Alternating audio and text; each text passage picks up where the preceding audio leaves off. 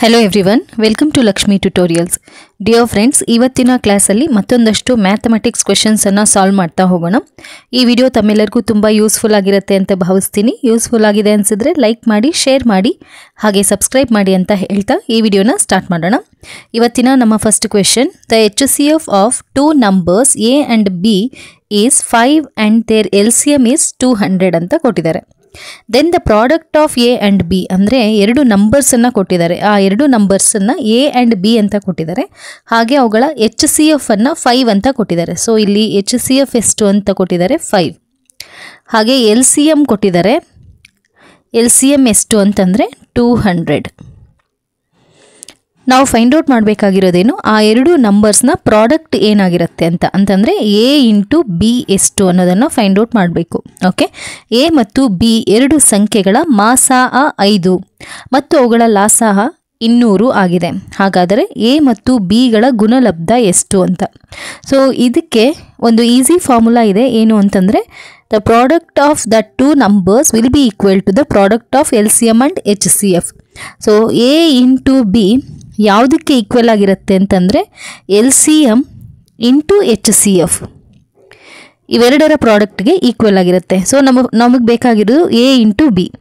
So A into B ಬೇಕಾದರೆ LCM value ಗೊತ್ತಿದೆ ಇಲ್ಲಿ 200 ಇಂಟು HCF ಅಂದರೆ 5. ಸೊ 200 ಇಂಟು 5 ಅಂತಂದರೆ 1000. ಎರಡು ನಂಬರ್ಸ್ನ ಪ್ರಾಡಕ್ಟ್ ಎಷ್ಟಾಗಿರುತ್ತೆ ಅಂತಂದರೆ 1000. ಸೊ ಈ ಕ್ವೆಶನ್ಗೆ correct answer second option 1000. Okay,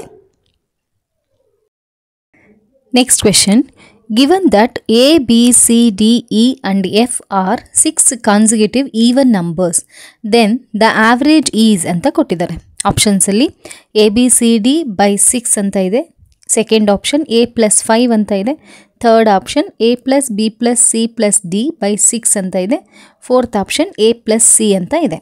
A, B, C, D, E ಮತ್ತು Fಗಳು 6 ಕ್ರಮಾನುಗತ ಸಮಸಂಖ್ಯೆಗಳಾದರೆ ಅವುಗಳ ಸರಾಸರಿ ಯಾವುದಕ್ಕೆ ಸಮ ಅನ್ನೋದನ್ನು ಕ್ವಶನ್ ಕೊಟ್ಟಿರೋದು.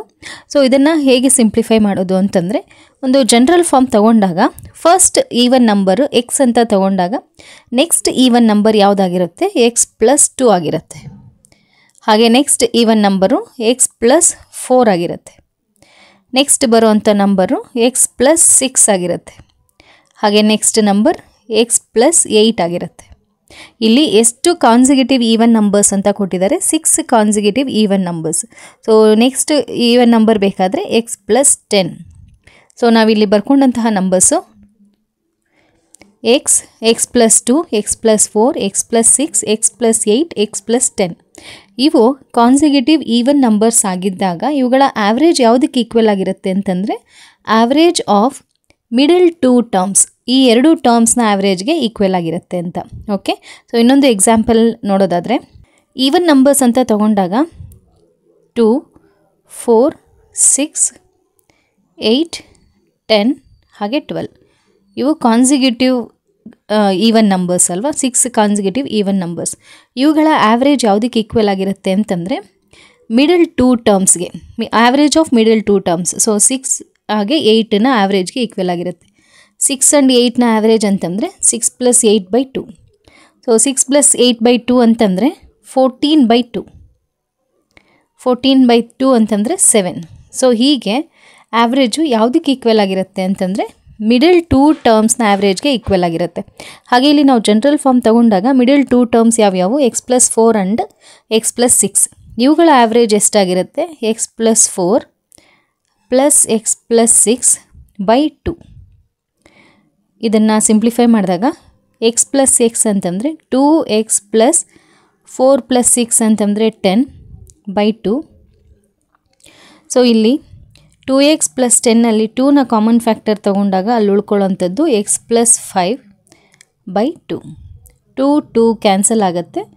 ಸೊ ನಮಗೆ ಫೈನಲಾಗಿ ಸಿಗೋವಂಥ ಆನ್ಸರು X plus 5. ಸೊ ಯಾವುದೇ 6 ಕಾನ್ಸಿಕ್ಯೂಟಿವ್ ಈವನ್ ನಂಬರ್ಸನ್ನು ತಗೊಂಡಾಗ ಅವುಗಳ ಆವ್ರೇಜ್ ಯಾವುದಕ್ಕೆ ಈಕ್ವಲ್ ಆಗಿರುತ್ತೆ ಅಂತಂದರೆ ಇಲ್ಲಿ ಕೊಟ್ಟಿರೋಂತಹ ಆಪ್ಷನ್ಸಲ್ಲಿ A plus 5 ಅಂತ ಇದೆ. ಸೊ ಸೆಕೆಂಡ್ ಆಪ್ಷನ್ ನಾವಿಲ್ಲಿ A ಬದಲಿಗೆ ಇಲ್ಲಿ X ತಗೊಂಡಿದ್ದೀವಿ. So X plus 5, A plus 5 ಎರಡು ಒಂದೇ ಫಾರ್ಮಲ್ಲಿರೋವಂಥದ್ದು ಅಲ್ವಾ. ಸೊ ಈ ಕ್ವೆಶನ್ಗೆ correct answer second option A plus 5. Okay, so 6 ನಂಬರ್ಸನ್ನು ಆವ್ರೇಜ್ ಅಂತ ಕೊಟ್ಟಿದ್ದಾಗ ಎಲ್ಲ ನಂಬರ್ಸನ್ನು ಆ್ಯಡ್ ಮಾಡಿಕೊಂಡು ಡಿವೈಡೆಡ್ ಬೈ 6 ಮಾಡೋದು ಬೇಕಾಗಿಲ್ಲ. ಸೊ ಸಿಂಪಲ್ಲಾಗಿ ಅವುಗಳ ಆವ್ರೇಜ್ ಫೈಂಡ್ ಔಟ್ ಮಾಡಬೇಕಾದ್ರೆ ಮಿಡಲ್ 2 ಟರ್ಮ್ಸನ್ನು ಆ್ಯಡ್ ಮಾಡಿಕೊಂಡು ಅದನ್ನು 2 ಇಂದ ಡಿವೈಡ್ ಮಾಡಿದ್ರೆ ನಮಗೆ ಆನ್ಸರ್ ಸಿಗುತ್ತೆ. ಓಕೆ, ಸೊ ಬೇಕಾದರೆ ಇಲ್ಲಿ ಚೆಕ್ ಮಾಡಬಹುದು. ಈ ಎಕ್ಸಾಂಪಲ್ ತೊಗೊಂಡಿದ್ದೀವಲ್ಲ, ಈ ಕ್ವೆಶನಲ್ಲಿ ತೊಗೊಂಡಿರೋಂಥ ನಂಬರ್ಸು 2, 4, 6, 8, 10 ಆ್ಯಂಡ್ 12. ಇದಿಷ್ಟನ್ನು ಆ್ಯಡ್ ಮಾಡಿದಾಗ ಎಷ್ಟು ಸಿಗುತ್ತೆ ನಮಗೆ ಅಂತಂದರೆ 42 ಸಿಗುತ್ತೆ. ಓಕೆ, ಇವಿಷ್ಟು ಆ್ಯಡ್ ಮಾಡಿದಾಗ 42 ಡಿವೈಡೆಡ್ ಬೈ ಎಷ್ಟು ನಂಬರ್ಸ್ ಇದ್ದಾವೆ ಅಂದರೆ 6. ಸೊ ಇದನ್ನು ಸಿಂಪ್ಲಿಫೈ ಮಾಡಿದಾಗ 6 7s are 42, 7 ಸಿಗುತ್ತೆ. ಸೊ ಆ್ಯಾವ್ರೇಜು ಅದೇ ಆಗಿರುತ್ತೆ. ಸೊ ಎಲ್ಲ ನಂಬರ್ಸನ್ನು ಆ್ಯಡ್ ಮಾಡೋ ಬದಲಿಗೆ ನಾವೇನು ಮಾಡಬಹುದು, ಮಿಡಲ್ 2 ಟರ್ಮ್ಸನ್ನು ಆ್ಯಡ್ ಮಾಡಿಕೊಂಡು ಡಿವೈಡೆಡ್ ಬೈ 2 ಮಾಡಿದ್ರೆ ನಮಗೆ ಆ್ಯಾವ್ರೇಜ್ ಸಿಗುತ್ತೆ. Okay, next question. ಇಲ್ಲಿ ಪೈ ಚಾರ್ಟ್ ಮೇಲೆ ಒಂದು ಕ್ವೆಶನ್ ಕೇಳಿದ್ದಾರೆ, ಏನು ಅಂತ ನೋಡೋಣ. In the given pi chart, expenditure on different items in constructing a house is given. If the total expenditure for constructing a house is rupees 5,40,000, then the expenditure on cement is ಅಂತ ಕೊಟ್ಟಿದ್ದಾರೆ.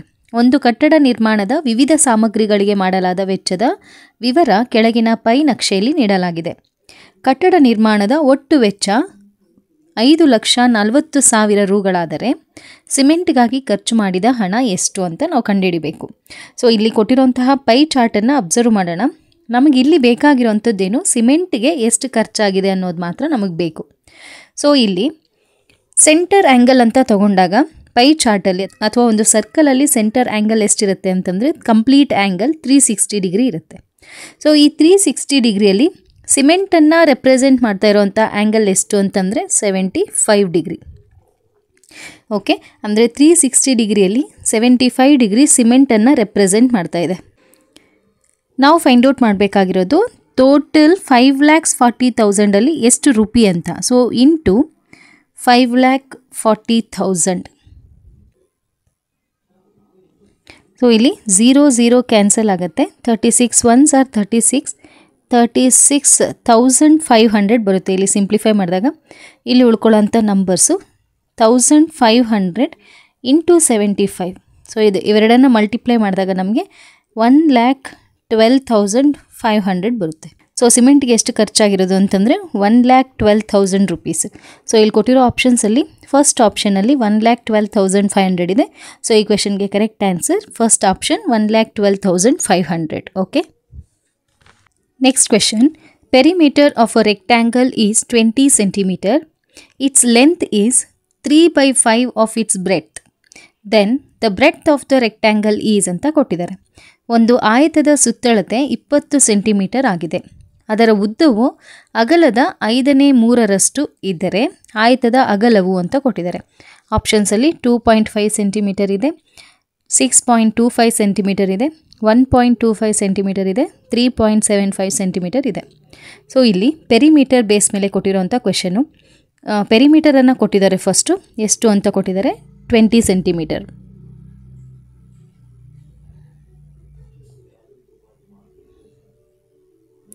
ಹಾಗೆ its length is 3/5 of its breadth ಅಂತ ಕೊಟ್ಟಿದ್ದಾರೆ. Length is equal to 3/5 of breadth. So ಅದಕ್ಕೆ ನಾವೇನು ಮಾಡೋಣ, ಇಲ್ಲಿ ಬ್ರೆಡ್ತನ್ನು ಎಕ್ಸ್ ಅಂತ ತಗೊಳ್ಳೋಣ. ಆಗ ಲೆಂತ್ ಎಷ್ಟಾಗಿರುತ್ತೆ, 3/5 ಆಫ್ ಬ್ರೆಡ್ತನ್ನು ಎಕ್ಸ್ ಅಂತ ತೊಗೊಂಡಿರೋದ್ರಿಂದ 3/5 of X, that is nothing but 3x/5 ಆಗುತ್ತೆ. ಲೆಂತ್ ಏನಾಗುತ್ತೆ 3x/5, ಹಾಗೆ ಬ್ರೆಡ್ತು ಎಕ್ಸ್ ಅಂತ ತೊಗೊಂಡಿದ್ದೀವಿ. ಈಗ ಪೆರಿಮೀಟರ್ ಫಾರ್ಮುಲಾನ ಯೂಸ್ ಮಾಡಿಕೊಂಡು ಇದನ್ನು ಸಿಂಪ್ಲಿಫೈ ಮಾಡೋಣ. ಸೊ ಪೆರಿಮೀಟರ್ ಫಾರ್ಮುಲಾ ಏನು ಹೇಳುತ್ತೆ, perimeter is equal to 2 of L plus B. 2 of L ಅಂತಂದರೆ 3x/5 ಪ್ಲಸ್ ಎಕ್ಸ್ ಅಂತ ಇದೆ. ಸೊ ಇದನ್ನು ಸಿಂಪ್ಲಿಫೈ ಮಾಡೋಣ. ಸೊ ಇದನ್ನು ಸಿಂಪ್ಲಿಫೈ ಮಾಡಿದಾಗ 3x/5 ಪ್ಲಸ್ ಎಕ್ಸ್, ಇದನ್ನು ಫಸ್ಟ್ ಸಿಂಪ್ಲಿಫೈ ಮಾಡೋಕ್ಕೂ ಮುಂಚೆ ಇಲ್ಲಿ ಪೆರಿಮೀಟರ್ ವ್ಯಾಲ್ಯೂ ಕೊಟ್ಟಿದ್ದಾರೆ. ಪೆರಿಮೀಟರ್ ಎಷ್ಟು ಅಂತ ಕೊಟ್ಟಿದ್ದಾರೆ, 20 ಅಂತ ಕೊಟ್ಟಿದ್ದಾರೆ ಅಲ್ವಾ. ಸೊ ಈಗ ಸಿಂಪ್ಲಿಫೈ ಮಾಡೋಣ. 2ನ ಎಲ್ ಎಚ್ ಎಸ್ಗೆ ತೊಗೊಂಡಾಗ 20/2 ಆಗುತ್ತೆ. 20/2 ಅಂತಂದರೆ 10 ಈಸ್ ಈಕ್ವಲ್ ಟು, ಹಾಗೆ ಇಲ್ಲಿ ಸಿಂಪ್ಲಿಫೈ ಮಾಡಬೇಕಾಗತ್ತೆ. 5 ಡಿನಾಮಿನೇಟರಲ್ಲಿದೆ, ಇಲ್ಲಿ 1 ಅಂದರೆ ಎಲ್ ಸಿ ಎಮ್ ಇಲ್ಲಿ 5 ಬರುತ್ತೆ. 3x ಪ್ಲಸ್ 5x ಬರುತ್ತೆ. ಹಾಗೆ 10 ಇಂಟು 5 ಅಂತಂದರೆ 50, 3x ಪ್ಲಸ್ 5x ಅಂತಂದರೆ 8x. ಆಗ ಎಕ್ಸ್ನ ವ್ಯಾಲ್ಯೂ 50/8. 50/8 ಸಿಂಪ್ಲಿಫೈ ಮಾಡಿದಾಗ 6.25 ಬರುತ್ತೆ. ಅಂದರೆ ಬ್ರೆಡ್ತ್ ಎಷ್ಟಾಗಿರುತ್ತೆ? ಬ್ರೆಡ್ತ್ 6.25. ನಾವಿಲ್ಲಿ ಫೈಂಡ್ ಔಟ್ ಮಾಡಬೇಕಾಗಿರೋದೇನು? ಬ್ರೆಡ್ತ್. ಆಯತದ ಅಗಲವನ್ನು ಫೈಂಡ್ ಔಟ್ ಮಾಡಬೇಕು. ಸೊ ಎಷ್ಟಿರುತ್ತೆ ಅಂತಂದರೆ 6.25 ಸೆಂಟಿಮೀಟರ್ ಇರುತ್ತೆ.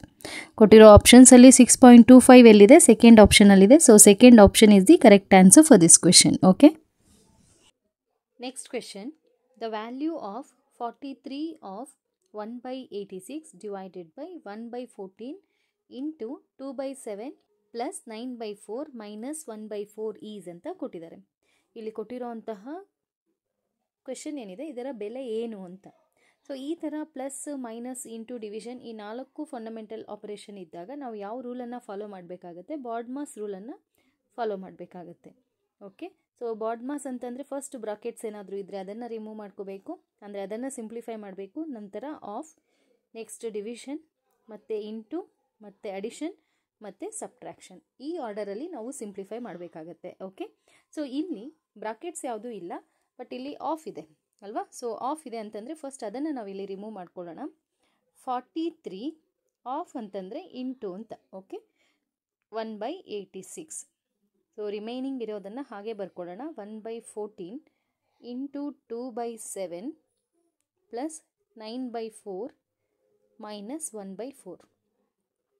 ನಾವಿಲ್ಲಿ ಬಾಡ್ಮಾಸ್ ರೂಲನ್ನು ಫಾಲೋ ಮಾಡಲಿಲ್ಲ ಅಂದರೆ ನಮಗೆ ಆನ್ಸರ್ ರಾಂಗ್ ಬರುತ್ತೆ. ಓಕೆ, ಸೊ ಫಸ್ಟ್ ನಾವಿಲ್ಲಿ ಇದನ್ನು ಸಿಂಪ್ಲಿಫೈ ಮಾಡೋಣ. 43 ಹಾಗೆ 86 ಇದನ್ನು ಸಿಂಪ್ಲಿಫೈ ಮಾಡೋದಾದರೆ 43 1s are 43, 43 2s are 86. ಈಗ ನೆಕ್ಸ್ಟ್ ನಾವೇನು ಮಾಡಬೇಕು? ಡಿವಿಷನನ್ನು ಸಿಂಪ್ಲಿಫೈ ಮಾಡಬೇಕು. ಅಂದರೆ ಇವೆರಡನ್ನು ಸಿಂಪ್ಲಿಫೈ ಮಾಡಬೇಕು. ಡಿವಿಷನನ್ನು ಸಿಂಪ್ಲಿಫೈ ಮಾಡಬೇಕಾದ್ರೆ ಡಿವಿಷನ್ ಸಿಂಬಲನ್ನು ನಾವೇನು ಮಾಡಬೇಕು? ಇಂಟು ಆಗಿ ಕನ್ವರ್ಟ್ ಮಾಡ್ಕೋಬೇಕು. ಇಂಟು ಆಗಿ ಕನ್ವರ್ಟ್ ಮಾಡಿದ ನಂತರ ಇಲ್ಲಿ ಡಿವೈಸರ್ ಏನಿದೆ ಅದರ ರೆಸಿಪ್ರೋಕಲನ್ನು ಬರ್ಕೋಬೇಕು. 14/1 ಹಾಗೆ ಇಂಟು 2/7 ಪ್ಲಸ್ 9/4 ಮೈನಸ್ 1/4 ಹಾಗೆ ಬರ್ಕೊಳ್ಳೋಣ. ಇಲ್ಲಿ ಸಿಂಪ್ಲಿಫೈ ಮಾಡಿದಾಗ 2 1s are 2, 2 7s are 14. Division ಆದ ನಂತರ ಸಿಂಪ್ಲಿಫೈ ಮಾಡಬೇಕಾಗಿರೋದು ಮಲ್ಟಿಪ್ಲಿಕೇಶನ್. ಸೊ ಇಲ್ಲೇ ಮಲ್ಟಿಪ್ಲಿಕೇಶನ್ ಇರೋದ್ರಿಂದ ಇಲ್ಲೇ ಸಿಂಪ್ಲಿಫೈ ಮಾಡೋಣ. 7 7 ಕ್ಯಾನ್ಸಲ್ ಆಗುತ್ತೆ. ಈಗ ಉಳ್ಕೊಳ್ಳೋ ಅಂಥ ನಂಬರ್ಸು 2/1 ಪ್ಲಸ್ 9/4 ಮೈನಸ್ 1/4.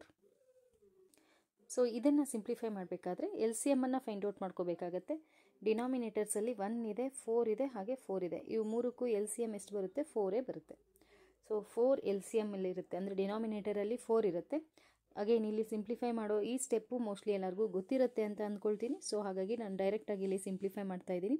ಡಿನಾಮಿನೇಟರ್ ಏನಿದೆ ಇದನ್ನು ಎಲ್ ಸಿ ಎಮ್ಮಿಂದ ಮಲ್ಟಿಪ್ಲೈ ಮಾಡಬೇಕಾಗತ್ತೆ. ಓಕೆ, ಸೊ 1 ಇಂಟು 4 ಅಂತಂದರೆ 4 ಉಳ್ಕೊಳ್ಳುತ್ತೆ. 4 ಇಂಟು 2 ಅಂದರೆ 8 ಪ್ಲಸ್ ಇಲ್ಲಿ 4 ಹಾಗೆ ಎಲ್ ಸಿ ಎಮ್ 4 ಕ್ಯಾನ್ಸಲ್ ಆಗಿ ನಮಗೆ ಇಲ್ಲಿ 9 ಉಳ್ಕೊಳ್ಳುತ್ತೆ. ಅಗೇನ್ ಇಲ್ಲಿ 4 ಇರೋದ್ರಿಂದ ಕ್ಯಾನ್ಸಲ್ ಆಗಿ 1 ಉಳ್ಕೊಳ್ಳುತ್ತೆ. ಓಕೆ, ಈಗ ನಾವು ಅಡಿಷನ್ ಮಾಡೋಣ. ಅಡಿಷನ್ 8 ಪ್ಲಸ್ 9 ಅಂತಂದರೆ 17 ಬರುತ್ತೆ. So 17 minus 1/4.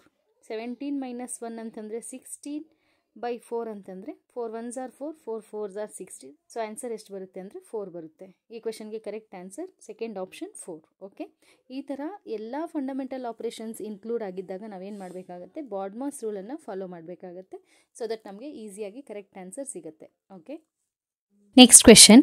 Shravya paid ₹75 for 3/4 kg of wheat. Then the amount paid for 1 kg of wheat is ಅಂತ ಕೊಟ್ಟಿದ್ದಾರೆ. ಶ್ರಾವ್ಯಳು 3/4 kg ಗೋಧಿಗೆ ₹75 ಪಾವತಿಸಿದರೆ 1 kg ಗೋಧಿಗೆ ಪಾವತಿಸಿದ ಮೊತ್ತವು ಅಂತ ಕೊಟ್ಟಿದ್ದಾರೆ. ಸೊ ಇದನ್ನು ಹೇಗೆ ಸಿಂಪ್ಲಿಫೈ ಮಾಡೋದು ಅಂತಂದರೆ 3/4 kg of wheat is equal to ಎಷ್ಟು ಅಂತ ಕೊಟ್ಟಿದ್ದಾರೆ? ₹75 ಅಂತ ಕೊಟ್ಟಿದ್ದಾರೆ. ನಾವು ಫೈಂಡ್ ಔಟ್ ಮಾಡಬೇಕಾಗಿರೋದೇನು? 1 kg ಆಫ್ ವೀಟ್ ಎಷ್ಟು ಅನ್ನೋದು. ಓಕೆ, ಸೊ 1 kg ವೀಟ್ನ ಕಾಸ್ಟ್ ಎಷ್ಟು ಅಂತ ಫೈಂಡ್ ಔಟ್ ಮಾಡಬೇಕಾದ್ರೆ ನಾವೇನು ಮಾಡಬೇಕು? ₹75 3/4 ಡಿವೈಡ್ ಮಾಡಬೇಕಾಗತ್ತೆ.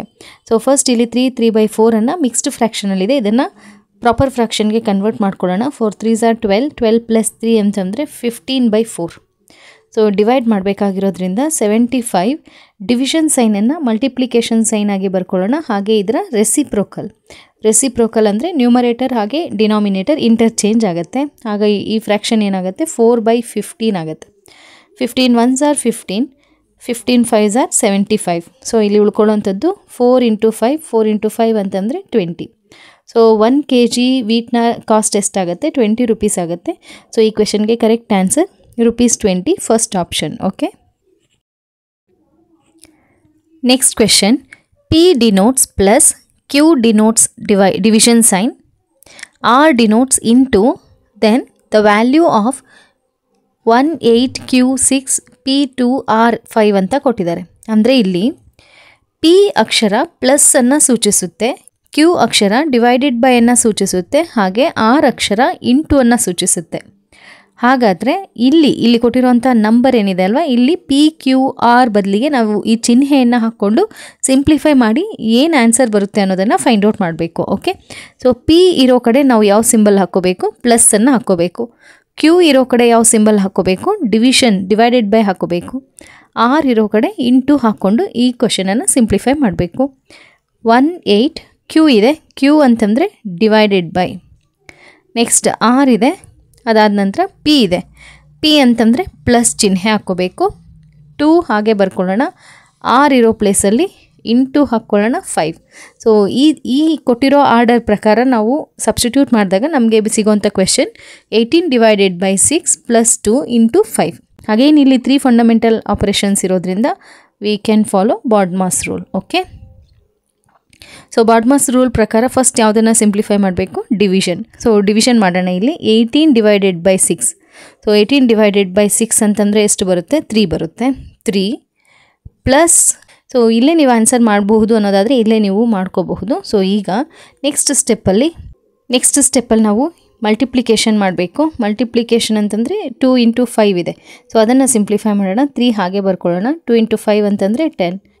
ಹಾಗೇನಿಲ್ಲಿ ಲಾಸ್ಟ್ ಸ್ಟೆಪ್ಪಲ್ಲಿ ಆ್ಯಡ್ ಮಾಡಬೇಕಾಗತ್ತೆ. ಸೊ 3 + 10 ಅಂತಂದರೆ 13 ಸಿಗುತ್ತೆ. ಈ ಕ್ವೆಶನನ್ನು ಸಿಂಪ್ಲಿಫೈ ಮಾಡಿದಾಗ ಆನ್ಸರ್ ಎಷ್ಟಿರುತ್ತೆ? 13. ಸೊ ಈ ಕ್ವೆಶನ್ಗೆ correct answer fourth option 13. Okay, next question. Given that multiplication means addition means subtraction, and subtraction means division, then the value of 15 - 5 × 4 + 4 is ಅಂತ ಕೊಟ್ಟಿದ್ದಾರೆ. ಗುಣಾಕಾರ ಎಂದರೆ ಸಂಕಲನ. ಅಂದರೆ ಎಲ್ಲಿ ಗುಣಾಕಾರ ಚಿಹ್ನೆ ಇರುತ್ತೋ, ಅಂದರೆ ಇಂಟು ಇರುತ್ತೋ ಅಲ್ಲಿ ನಾವೇನು ಹಾಕ್ಕೋಬೇಕು? ಪ್ಲಸ್ ಹಾಕ್ಕೋಬೇಕಾಗತ್ತೆ. ಹಾಗೆ ಸಂಕಲನ ಎಂದರೆ ವ್ಯವಕಲನ. ಎಲ್ಲಿ ಪ್ಲಸ್ ಇರುತ್ತೋ ಅಲ್ಲಿ ನಾವು ಯಾವ ಚಿಹ್ನೆ ಹಾಕ್ಕೋಬೇಕು? ಮೈನಸ್ ಹಾಕ್ಕೋಬೇಕು. ಹಾಗೆ ವ್ಯವಕಲನ ಎಂದರೆ ಭಾಗಾಕಾರ. ಮೈನಸ್ ಇರೋ ಕಡೆ ನಾವೇನು ಮಾಡಬೇಕು? ಡಿವಿಷನ್ ಸಿಂಬಲ್ ಹಾಕ್ಕೋಬೇಕು. ಈ ಥರ ಸಿಂಬಲ್ಸನ್ನು ಸಬ್ಸ್ಟಿಟ್ಯೂಟ್ ಮಾಡಿಕೊಂಡು ಇಲ್ಲಿ ಕೊಟ್ಟಿರುವಂತಹ ಕ್ವೆಶನನ್ನು ಸಿಂಪ್ಲಿಫೈ ಮಾಡಬೇಕಾಗತ್ತೆ. ಓಕೆ, ಸೊ 15 - 5 × 4 + 4 ಅಂತ ಕೊಟ್ಟಿದ್ದಾರೆ. 15 ಹಾಗೆ ಬರ್ಕೊಳ್ಳೋಣ. ಮೈನಸ್ ಇರೋ ಕಡೆ ಯಾವ ಚಿಹ್ನೆ ಹಾಕ್ಕೋಬೇಕು? ಡಿವೈಡೆಡ್ ಬೈ ಹಾಕ್ಕೋಬೇಕು. So divided by 5. ಇಂಟು ಇರೋ ಕಡೆ ಯಾವ ಚಿಹ್ನೆ ಹಾಕ್ಕೋಬೇಕು? ಪ್ಲಸ್ ಹಾಕ್ಕೋಬೇಕು. ಸೊ +4. ಪ್ಲಸ್ ಇರೋ ಕಡೆ ಮೈನಸ್ ಹಾಕ್ಕೊಂಡು ಸಿಂಪ್ಲಿಫೈ ಮಾಡಬೇಕು. ಓಕೆ, ಸೊ ಇದನ್ನು ಸಬ್ಸ್ಟಿಟ್ಯೂಟ್ ಮಾಡಿಕೊಂಡ್ರೆ ನಮ್ಗೆ ಆಲ್ಮೋಸ್ಟ್ ಆನ್ಸರ್ ಸಿಕ್ಕ ಹಾಗೆ ಅಲ್ವಾ. ಸೊ ಇಲ್ಲಿ ಅಬ್ಸರ್ವ್ ಮಾಡಿದ್ರೆ +4 - 4 ಇದೆ, ಇದು ಕ್ಯಾನ್ಸಲ್ ಆಗುತ್ತೆ. ಹಾಗೆ ಇಲ್ಲಿ ಉಳ್ಕೊಳ್ಳೋವಂಥದ್ದು 15/5. 15/5 ಅಂದರೆ 3. ಸೊ ಈ ಕ್ವೆಶನ್ಗೆ correct answer first option 3. Okay, ಈ ಥರದ ಕ್ವೆಶನ್ ಕೊಟ್ಟಾಗ ನಮಗೆ ಬೆನಿಫಿಟ್ ಏನು ಅಂತಂದರೆ ಟೈಮ್ ಸೇವ್ ಆಗುತ್ತೆ. ಕ್ವಿಕ್ಕಾಗಿ ನಾವು ಈ ಥರದ ಕ್ವೆಶನನ್ನು ಆನ್ಸರ್ ಮಾಡಬಹುದು. ಓಕೆ, ಸೊ ನೆಕ್ಸ್ಟ್ ಕ್ವೆಶನ್ಗೆ ಹೋಗೋಣ. Next question. A merchant purchases 20 kg of potato for ₹500 and sells it for ₹800. Then his percentage of profit is ಅಂತ ಕೊಟ್ಟಿದ್ದಾರೆ. ಒಬ್ಬ ವ್ಯಾಪಾರಿಯು 20 kg ಆಲೂಗಡ್ಡೆಯನ್ನು ₹500 ಕೊಂಡು ಅದನ್ನು ₹800 ಮಾರಾಟ ಮಾಡುತ್ತಾನೆ. ಹಾಗಾದರೆ ಆತನ ಶೇಕಡಾವಾರು ಲಾಭ ಎಷ್ಟು ಅಂತ ಕೊಟ್ಟಿದ್ದಾರೆ. ಸೊ ಇಲ್ಲಿ ಆಪ್ಷನ್ಸಲ್ಲಿ 40% ಇದೆ, 35% ಇದೆ, 60% ಇದೆ, 50% ಇದೆ. ಸೊ ಇದನ್ನು ಹೇಗೆ ಸಿಂಪ್ಲಿಫೈ ಮಾಡೋದು ಅಂತಂದರೆ 20 kg ಪೊಟ್ಯಾಟೋನ ಎಷ್ಟು ರೂಪಿಗೆ ತೊಗೊಳ್ತಾನೆ? ಅವನು ₹500 ತೊಗೊಳ್ತಾನೆ. ಅಂದರೆ ಕಾಸ್ಟ್ ಪ್ರೈಸ್ ಎಷ್ಟಾಗುತ್ತೆ? 500 ಆಗುತ್ತೆ. ಹಾಗೆ ಎಷ್ಟಕ್ಕೆ ಸೇಲ್ ಮಾಡೋದು ಅಂತಂದರೆ ₹800 ಸೇಲ್ ಮಾಡ್ತಾನೆ. ಸೇಲ್ ಮಾಡೋ ಪ್ರೈಸ್ ಅಂದರೆ ಸೆಲ್ಲಿಂಗ್ ಪ್ರೈಸ್ ಎಷ್ಟಾಗುತ್ತೆ 800 ಆಗುತ್ತೆ. ಸೊ ಸೆಲ್ಲಿಂಗ್ ಪ್ರೈಸ್ ಜಾಸ್ತಿ ಇರೋದ್ರಿಂದ ಇದು ಪ್ರಾಫಿಟ್ ಆಗಿರುತ್ತೆ. ಸೊ ಪ್ರಾಫಿಟ್ ಎಷ್ಟಾಗುತ್ತೆ, selling price minus cost price. So selling price 800 minus 500. So profit ಎಷ್ಟಾಗುತ್ತೆ ಅಂತಂದರೆ 300 ಆಗುತ್ತೆ. ನಾವು ಇಲ್ಲಿ ಫೈಂಡ್ ಔಟ್ ಮಾಡಬೇಕಾಗಿರೋದು ಏನು ಅಂತಂದರೆ ಪ್ರಾಫಿಟ್ ಪರ್ಸೆಂಟೇಜಲ್ಲಿ ಫೈಂಡ್ ಔಟ್ ಮಾಡಬೇಕಾಗತ್ತೆ. ಸೊ ಇಲ್ಲಿ ಕಾಸ್ಟ್ ಪ್ರೈಸ್ ಎಷ್ಟಿದ್ದಿದ್ದು ಅಂದರೆ 500 ಇದ್ದಾಗ ಪ್ರಾಫಿಟ್ ಎಷ್ಟು 300. 500ಗೆ 300 ಪ್ರಾಫಿಟ್ ಆಗಿದೆ. ಸೊ ನಾವು ಕಂಡುಹಿಡಿಬೇಕಾಗಿರೋದು per 100. Percentage is nothing but per 100. So ಇದನ್ನು ಸಿಂಪ್ಲಿಫೈ ಮಾಡಿದಾಗ ಝೀರೋಸ್ ಕ್ಯಾನ್ಸಲ್ ಆಗುತ್ತೆ. 5 1s are 5, 5 6s are 30, 1 0 ಹಾಗೆ ಉಳ್ಕೊಳ್ಳುತ್ತೆ. ಸೊ 60% ಪ್ರಾಫಿಟ್ ಪರ್ಸೆಂಟ್ ಎಷ್ಟು ಅಂತಂದರೆ 60%. ಈ ಕ್ವೆಶನ್ಗೆ correct answer third option 60%. Okay, next question. Bharat purchases a residential site of rectangular shape measuring 30 feet into 40 feet. The total cost of the site at ₹500 per square feet is ಅಂತ ಕೊಟ್ಟಿದ್ದಾರೆ. ಭರತನು 30 feet into 40 feet ಅಳತೆಯ ಒಂದು ಆಯತಾಕಾರದ ನಿವೇಶನವನ್ನು ಒಂದು ಚದರ ಅಡಿಗೆ ₹500 ಅಂತೆ ಕೊಂಡುಕೊಂಡರೆ ಆ ನಿವೇಶನದ ಒಟ್ಟು ಬೆಲೆಯು ಅಂತ ಕೊಟ್ಟಿದ್ದಾರೆ. ಸೊ ಇಲ್ಲಿ ಭರತ್ ಅನ್ನೋನು ರೆಕ್ಟ್ಯಾಂಗ್ಯುಲರ್ ಶೇಪಲ್ಲಿರುವಂತಹ ಒಂದು ಸೈಟನ್ನು ತಗೊಳ್ತಾನೆ. ಅದರ ಮೆಷರ್ಮೆಂಟ್ ಎಷ್ಟು ಅಂತ ಕೊಟ್ಟಿದ್ದಾರೆ, 30 feet into 40 feet. ಹಾಗೆ ಕಾಸ್ಟ್ ಎಷ್ಟು ಅಂತಂದರೆ 500 per square feet. ನಾವು ಫೈಂಡ್ ಔಟ್ ಮಾಡಬೇಕಾಗಿರೋದು ಟೋಟಲ್ ಕಾಸ್ಟ್ ಎಷ್ಟು ಅನ್ನೋದನ್ನು ಫೈಂಡ್ ಔಟ್ ಮಾಡಬೇಕು. ಫಸ್ಟ್ ಇಲ್ಲಿ ಈ ರೆಕ್ಟ್ಯಾಂಗ್ಯುಲರ್ ಸೈಟ್ನ ಏರಿಯಾ ಏನಿದೆ ಅದನ್ನು ಫೈಂಡ್ ಔಟ್ ಮಾಡೋಣ. ಏರಿಯಾ ಫೈಂಡ್ ಔಟ್ ಮಾಡಬೇಕಾದ್ರೆ length into breadth. So 40 into 30, 40 into 30 ಅಂತಂದರೆ 1200 ಸ್ಕ್ವೇರ್ ಫೀಟ್ ಆಗುತ್ತೆ. ಕಾಸ್ಟ್ ಕೊಟ್ಟಿದ್ದಾರೆ ಇಲ್ಲಿ ಎಷ್ಟು ಅಂತ, 1 ಸ್ಕ್ವೇರ್ ಫೀಟ್ಗೆ ₹500. ನಾವು ಫೈಂಡ್ ಔಟ್ ಮಾಡಬೇಕಾಗಿರೋದು 1200 ಸ್ಕ್ವೇರ್ ಫೀಟ್ಗೆ ಎಷ್ಟು ಅಂತ. ಸೊ ಎಷ್ಟಾಗುತ್ತೆ ಅಂತಂದರೆ 1200 into 500 ಇವೆರಡನ್ನು ಮಲ್ಟಿಪ್ಲೈ ಮಾಡಿದ್ರೆ ನಮಗೆ ಆನ್ಸರ್ ಸಿಗುತ್ತೆ. 12 5s are 60. ಹಾಗೆ ಇಲ್ಲಿ 4 zeros ಇದೆ, 4 zeros ಬರೆಯೋಣ. ಎಷ್ಟಾಗುತ್ತೆ ಆಗ ಅಂತಂದರೆ 6 lakhs rupees ಆಗುತ್ತೆ. ಸೊ ಆ ಸೈಟ್ನ ಕಾಸ್ಟ್ ಎಷ್ಟಾಗುತ್ತೆ, 6 lakh rupees. ಸೊ ಇಲ್ಲಿ ಆಪ್ಷನ್ಸಲ್ಲಿ ಫೋರ್ತ್ ಆಪ್ಷನಲ್ಲಿ 6 lakh ಇದೆ. ಈ ಕ್ವೆಶನ್ಗೆ correct answer fourth option 6 lakhs. Okay, next question. A boy travels a distance of 18 kilometers in 2 hours. Then he's speed is ಅಂತ ಕೊಟ್ಟಿದ್ದಾರೆ. ಆಪ್ಷನ್ಸಲ್ಲಿ 0.25 meter per second, 2.5 meter per second, 25 meter per second, 1.25 meter per second ಅಂತ ಇದೆ. ಒಬ್ಬ ಬಾಲಕನು 18 kilometre ದೂರವನ್ನು 2 ಗಂಟೆಯಲ್ಲಿ ಕ್ರಮಿಸಿದರೆ ಆತನ ಜವವು metre per ಸೆಕೆಂಡ್ಗಳಲ್ಲಿ ಕಂಡುಹಿಡಿಬೇಕು ನಾವಿಲ್ಲಿ. ಸೊ ಇಲ್ಲಿ ಸ್ಪೀಡ್ನ ಫಾರ್ಮುಲಾ ಗೊತ್ತಿದೆ ನಮಗೆ, speed is equal to distance travelled by time taken. ಹಾಗೆ ಇಲ್ಲಿ ಯೂನಿಟ್ಸನ್ನು ಗಮನಿಸಬೇಕು. ಕೊಟ್ಟಿರೋಂಥ ಯೂನಿಟ್ಟು ಕಿಲೋಮೀಟರ್ ಹಾಗೆ ಅವರ್ಸಲ್ಲಿದೆ. ಸೊ ಕಿಲೋಮೀಟರ್ ಅವರ್ಸಲ್ಲಿ ಆನ್ಸರ್ ಸಿಗುತ್ತೆ. ಅದನ್ನು ನಾವು ಮೀಟರ್ ಪರ್ ಸೆಕೆಂಡ್ಗೆ ಕನ್ವರ್ಟ್ ಮಾಡ್ಕೋಬೇಕು. ಅಥವಾ ಇಲ್ಲೇ 18ನ ಮೀಟರ್ಸ್ಗೆ ಹಾಗೆ 2 hours ಸೆಕೆಂಡ್ಗೆ ಕನ್ವರ್ಟ್ ಮಾಡಿಕೊಂಡು ಕೂಡ ಸಿಂಪ್ಲಿಫೈ ಮಾಡ್ಬೋದು. ಸೊ ಡಿಸ್ಟೆನ್ಸ್ ಎಷ್ಟು ಕೊಟ್ಟಿದ್ದಾರೆ, 18 ಕೊಟ್ಟಿದ್ದಾರೆ. ಟೈಮ್ ಎಷ್ಟು ಕೊಟ್ಟಿದ್ದಾರೆ, 2 hours ಕೊಟ್ಟಿದ್ದಾರೆ. ಇದನ್ನು ಸಿಂಪ್ಲಿಫೈ ಮಾಡಿದಾಗ ನಮಗೆ 9 kilometer per hour ಸಿಗುತ್ತೆ. ಸೊ ನಮಗೆ ಇಲ್ಲಿ ಆನ್ಸರ್ ಸಿಕ್ಕಿರೋವಂಥದ್ದು ಕಿಲೋಮೀಟರ್ ಪರ್ ಅವರ್. ನಾವು ಬರಿಬೇಕಾಗಿರೋದು metre per second. Kilometre per hour ಇರೋದನ್ನು ಮೀಟರ್ ಪರ್ ಸೆಕೆಂಡ್ಗೆ ಕನ್ವರ್ಟ್ ಮಾಡಬೇಕಾದ್ರೆ ನಾವೇನು ಮಾಡಬೇಕು ಅಂತಂದರೆ ಮಲ್ಟಿಪ್ಲೈ ಬೈ 5/18. 5/18ಇಂದ ಮಲ್ಟಿಪ್ಲೈ ಮಾಡಿದ್ರೆ ನಮಗೆ ಮೀಟರ್ ಪರ್ ಸೆಕೆಂಡ್ಗೆ ಕನ್ವರ್ಟ್ ಆಗುತ್ತೆ. ಸೊ ಇಲ್ಲಿ ಸಿಕ್ಕಿರೋವಂಥ ಆನ್ಸರು 9. ಇದನ್ನು ನಾವು 5/18ಇಂದ ಮಲ್ಟಿಪ್ಲೈ ಮಾಡಿದಾಗ ನಮಗೆ ಮೀಟರ್ ಪರ್ ಸೆಕೆಂಡಲ್ಲಿ ಆನ್ಸರ್ ಸಿಗುತ್ತೆ.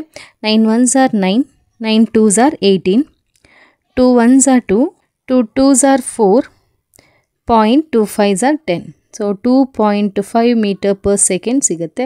ಈ ಕ್ವೆಶನ್ಗೆ correct answer second option 2.5 meter per second. Okay, next question. A rectangular block of metal has dimensions 21 centimeter, 77 centimeter and 24 centimeter.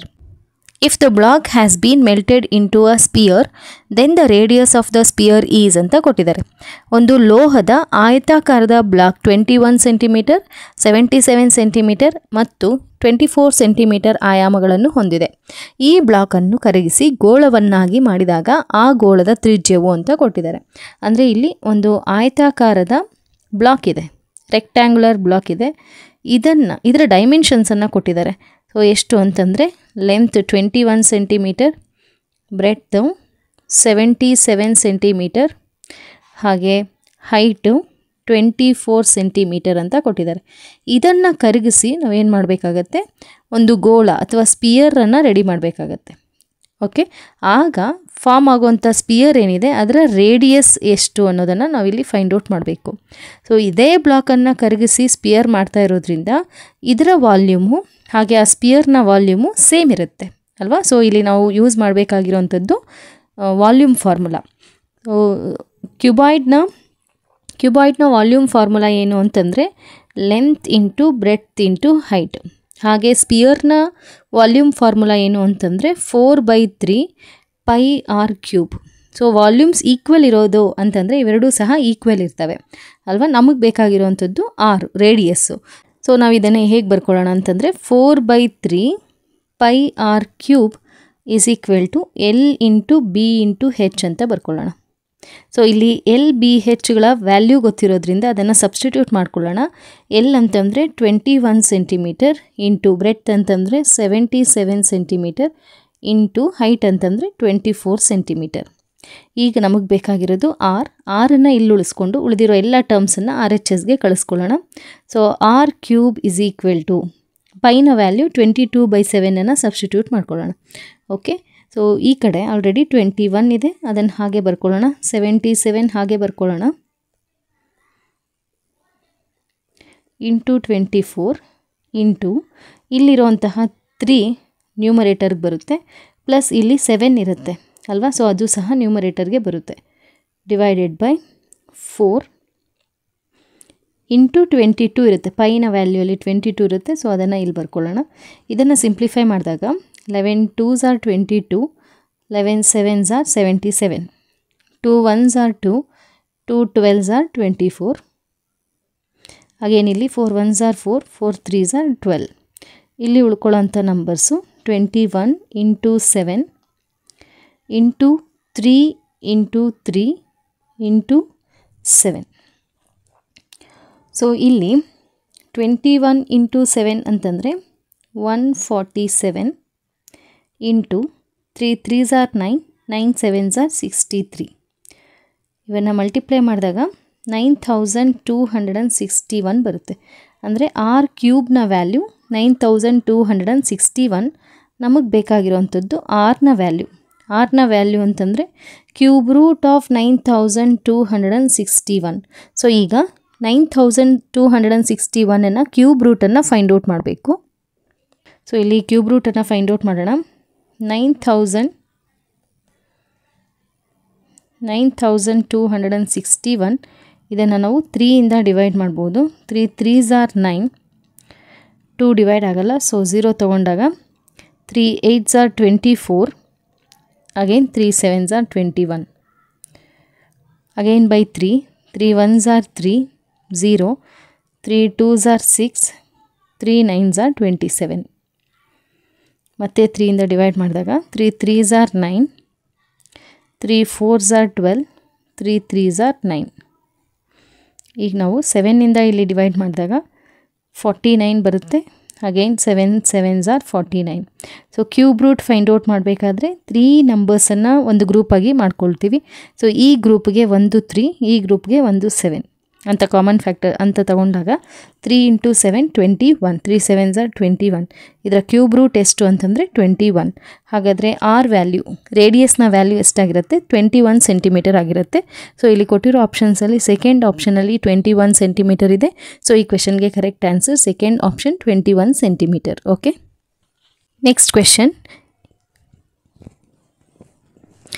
ಇದು ಮೆಥಡಾಲಜಿ ಮೇಲೆ ಕೇಳಿರುವಂತಹ ಕ್ವೆಶನ್ಸು, 3 ಕ್ವೆಶನ್ಸು. ಸೊ ಇದನ್ನು ನೋಡ್ತಾ ಹೋಗೋಣ. ಏನು ಕೊಟ್ಟಿದ್ದಾರೆ, according to disability act 2016 the term suggested for the persons with disability is ಅಂತ ಕೊಟ್ಟಿದ್ದಾರೆ. ಸ್ಟೂಡೆಂಟ್ ಆಪ್ಷನ್ಸಲ್ಲಿ student with special physical competency, student with crippled body, retarded student, handicapped student. 2016 ಅಂಗವೈಕಲ್ಯ ಕಾಯ್ದೆಯ ಪ್ರಕಾರ ಅಂಗವೈಕಲ್ಯತೆ ಹೊಂದಿರುವ ವ್ಯಕ್ತಿಯನ್ನು ಸೂಚಿಸುವ ಪದ. ಕೆಳಗೆ ಕೊಟ್ಟಿರುವ 4 ಆಪ್ಷನ್ಸಲ್ಲಿ ಯಾವ ಪದವನ್ನು ನಾವು ಅಂಗವೈಕಲ್ಯ ಹೊಂದಿರುವಂತಹ ಮಗುವಿಗೆ ಬಳಸಬೇಕು ಅನ್ನೋದು. ಫಸ್ಟ್ ಆಪ್ಷನಲ್ಲಿ ವಿಶೇಷ ದೈಹಿಕ ಸಾಮರ್ಥ್ಯ ಹೊಂದಿರುವ ಮಗು, ದುರ್ಬಲಗತಿ ಸಾಮರ್ಥ್ಯ ದೇಹದ ಮಗು, ನಿಧಾನಗತಿ ಸಾಮರ್ಥ್ಯ ಹೊಂದಿದ ಮಗು. 4ನೇ ಆಪ್ಷನ್ನು ಅಸಮರ್ಥತೆ ಹೊಂದಿರುವ ಮಗು. ಈ 4 ಆಪ್ಷನ್ಸಲ್ಲಿ ನಾವು ಅಂಗವೈಕಲ್ಯ ಇರುವಂತಹ ಮಗುವಿಗೆ ಸೂಚಿಸಬೇಕಾಗಿರುವಂತಹ ಪದ ಯಾವುದು ಅಂತಂದರೆ ವಿಶೇಷ ದೈಹಿಕ ಸಾಮರ್ಥ್ಯ ಹೊಂದಿರುವಂತಹ ಮಗು ಅಂತ. Student with special physical competency ಅನ್ನೋ ಪದವನ್ನು ಬಳಸಬೇಕಾಗತ್ತೆ. Next question, in education system an inclusive classroom mainly focus on ಅಂತ ಇದೆ. ಆಪ್ಷನ್ಸಲ್ಲಿ grouping of students based on social identity, providing opportunities aiming at maximum potential of children, performance oriented goals, undifferentiated instructions ಅಂತ ಕೊಟ್ಟಿದ್ದಾರೆ. ಶೈಕ್ಷಣಿಕ ವ್ಯವಸ್ಥೆಯಲ್ಲಿ ಕಲಿಕಾ ಸಮನ್ವಯ ಅಥವಾ ಅಂತರ್ಗತ ತರಗತಿಯು ಪ್ರಮುಖವಾಗಿ ಕೇಂದ್ರೀಕರಿಸುವುದು, ಸಾಮಾಜಿಕ ಗುರುತು ಆಧರಿಸಿ ವಿದ್ಯಾರ್ಥಿಗಳ ಗುಂಪು. ಸೆಕೆಂಡ್ ಆಪ್ಷನ್ನು ಮಕ್ಕಳ ವೈಯಕ್ತಿಕ ಸಾಮರ್ಥ್ಯವನ್ನು ವೃದ್ಧಿಸುವ ಅವಕಾಶ ಒದಗಿಸುವುದು. ಥರ್ಡ್ ಆಪ್ಷನ್ ಕಾರ್ಯಕ್ಷಮತೆ ಆಧಾರಿತ ಗುರಿ ಹೊಂದುವುದು. ಫೋರ್ತ್ ಆಪ್ಷನ್ ವಿಭೇದೀಕರಿಸಲಾಗದ ಸೂಚನೆಗಳು ಅಂತ ಕೊಟ್ಟಿದ್ದಾರೆ. ಈ 4 ಆಪ್ಷನ್ಸಲ್ಲಿ ಕರೆಕ್ಟ್ ಆಪ್ಷನ್ ಯಾವುದು ಅಂತಂದರೆ ಫಸ್ಟ್ ಆಪ್ಷನಲ್ಲಿ ಏನು ಕೊಟ್ಟಿದ್ದಾರೆ, ಸಾಮಾಜಿಕ ಗುರುತು ಆಧರಿಸಿ ವಿದ್ಯಾರ್ಥಿಗಳನ್ನು ಗುಂಪು ಮಾಡುವುದು, ಸಾಮಾಜಿಕ ಆಧಾರದ ಮೇಲೆ ಅವರನ್ನು ಗುಂಪಾಗಿ ಮಾಡೋದು, ಇದು ರಾಂಗ್ ಆಪ್ಷನ್ ಆಗುತ್ತೆ. ಸೆಕೆಂಡ್ ಆಪ್ಷನ್ನು ಮಕ್ಕಳ ವೈಯಕ್ತಿಕ ಸಾಮರ್ಥ್ಯವನ್ನು ವೃದ್ಧಿಸುವ ಅವಕಾಶ, ಮಕ್ಕಳ ವೈಯಕ್ತಿಕ ಸಾಮರ್ಥ್ಯವನ್ನು ವೃದ್ಧಿಸಬೇಕು. ಕಲಿಕಾ ಸಮನ್ವಯ ಅಥವಾ ಅಂತರ್ಗತ ತರಗತಿ ಅನ್ನೋದು, ಇನ್ಕ್ಲೂಸಿವ್ ಕ್ಲಾಸ್ ರೂಮ್ ಅನ್ನೋದು ಫೋಕಸ್ ಮಾಡುವಂಥದ್ದು. ನೆಕ್ಸ್ಟ್ ಏನಿದೆ, ಕಾರ್ಯಕ್ಷಮತೆ ಆಧಾರಿತ ಗುರಿ ಹೊಂದುವುದು, ಪರ್ಫಾರ್ಮೆನ್ಸ್ ಓರಿಯೆಂಟೆಡ್ ಗೋಲ್ಸ್ ಇದು ಅಲ್ಲ, ವಿಭೇದೀಕರಿಸಲಾಗದ ಸೂಚನೆಗಳು ಅಲ್ಲ, ಇದು ಸಹ ಅಲ್ಲ. ಸೊ ಇದಕ್ಕೆ ಕರೆಕ್ಟ್ ಆನ್ಸರ್ ಮಕ್ಕಳ ವೈಯಕ್ತಿಕ ಸಾಮರ್ಥ್ಯವನ್ನು ವೃದ್ಧಿಸುವ ಅವಕಾಶವನ್ನು ಒದಗಿಸುವಂಥದ್ದು. ನಮ್ಮ ಇನ್ಕ್ಲೂಸಿವ್ ಕ್ಲಾಸ್ ರೂಮ್ ಅಥವಾ ಸಮನ್ವಯ ತರಗತಿಯ ಪ್ರಮುಖ ಉದ್ದೇಶ ಏನು ಅಂತಂದರೆ ಪ್ರತಿಯೊಂದು ಮಗುವಿನ ವೈಯಕ್ತಿಕ ಸಾಮರ್ಥ್ಯ ಏನಿದೆ ಅದನ್ನು ವೃದ್ಧಿಸೋದು ಇದರ ಒಂದು ಪ್ರಮುಖ ಗುರಿಯಾಗಿರುತ್ತದೆ. ಓಕೆ, ನೆಕ್ಸ್ಟ್ ಈ ಮಾಡಲ್ ಕ್ವೆಶನ್ ಪೇಪರಲ್ಲಿ last question, the effective learning takes place among students only when ಅಂತ ಕೊಟ್ಟಿದ್ದಾರೆ. ಎಫೆಕ್ಟಿವ್ ಲರ್ನಿಂಗ್ ಅನ್ನೋದು ಮಕ್ಕಳಲ್ಲಿ ಯಾವಾಗ ಆಗುತ್ತೆ ಅಂತ, ವಿದ್ಯಾರ್ಥಿಗಳಲ್ಲಿ ಪರಿಣಾಮಕಾರಿ ಕಲಿಕೆಯು ಉಂಟಾಗುವುದು ಕೇವಲ ಆಪ್ಷನ್ಸಲ್ಲಿ ಏನಿದೆ, they memorise facts given in the textbook. Second ಆಪ್ಷನಲ್ಲಿ they copy answers written by the teacher on blackboard. Third option they participate actively for the assigned work ಅಂತ ಇದೆ. ಫೋರ್ತ್ ಆಪ್ಷನಲ್ಲಿ the teacher controls all happening in the classroom ಅಂತ ಇದೆ.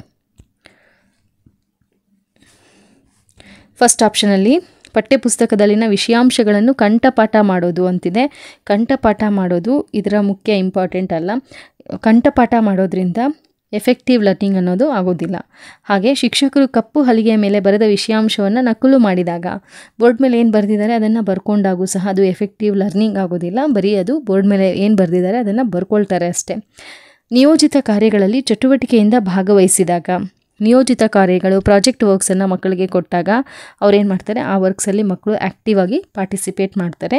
Fourth ಆಪ್ಷನಲ್ಲಿ ನೋಡೋಣ, ತರಗತಿಯಲ್ಲಿ ನಡೆಯುವ ಎಲ್ಲ ಘಟನೆಗಳು ಶಿಕ್ಷಕನ ನಿಯಂತ್ರಣದಲ್ಲಿದ್ದಾಗ ಮಕ್ಕಳು ಸಂಪೂರ್ಣವಾಗಿ ಕಲಿಯೋದಿಲ್ಲ, ಪರಿಣಾಮಕಾರಿಯಾಗಿ ಕಲಿಯೋದಿಲ್ಲ. ಯಾವಾಗ ಮಕ್ಕಳು ಪರಿಣಾಮಕಾರಿಯಾಗಿ ಕಲಿತಾರೆ ಅಂದರೆ ಮಗು ತಾನಾಗಿ ಆ್ಯಕ್ಟಿವಿಟೀಸಲ್ಲಿ ಪಾರ್ಟಿಸಿಪೇಟ್ ಮಾಡಿದಾಗ. ಸೊ ಹಾಗಾಗಿ ಈ ಕ್ವೆಶನ್ಗೆ correct answer third option, they participate actively for the assigned work. ನಿಯೋಜಿತ ಕಾರ್ಯಗಳಲ್ಲಿ ಚಟುವಟಿಕೆಯಿಂದ ಮಕ್ಕಳು ಭಾಗವಹಿಸಿದಾಗ ಕಲಿಕೆ ಅನ್ನೋದು ಪರಿಣಾಮಕಾರಿಯಾಗುತ್ತೆ ಅನ್ನೋದು. ಸೊ ಇವಿಷ್ಟು ಕ್ವೆಶನ್ಸು ಇವತ್ತಿನ ವಿಡಿಯೋಲಿ ಡಿಸ್ಕಷನ್ ಮಾಡಿದಂಥದ್ದು. ಸೊ ಈ ವಿಡಿಯೋ ತಮ್ಮೆಲ್ಲರಿಗೂ ತುಂಬ ಯೂಸ್ಫುಲ್ ಆಗಿರುತ್ತೆ ಅಂತ ಭಾವಿಸ್ತೀನಿ. ಯೂಸ್ಫುಲ್ ಆಗಿದೆ ಅನಿಸಿದ್ರೆ ಲೈಕ್ ಮಾಡಿ, ಶೇರ್ ಮಾಡಿ, ಹಾಗೆ ಸಬ್ಸ್ಕ್ರೈಬ್ ಮಾಡಿ ಅಂತ ಹೇಳ್ತಾ ಈ ವಿಡಿಯೋನ ಇಲ್ಲಿಗೆ ಏನು ಮಾಡ್ತಾ ಇದ್ದೀನಿ. Thank you for watching.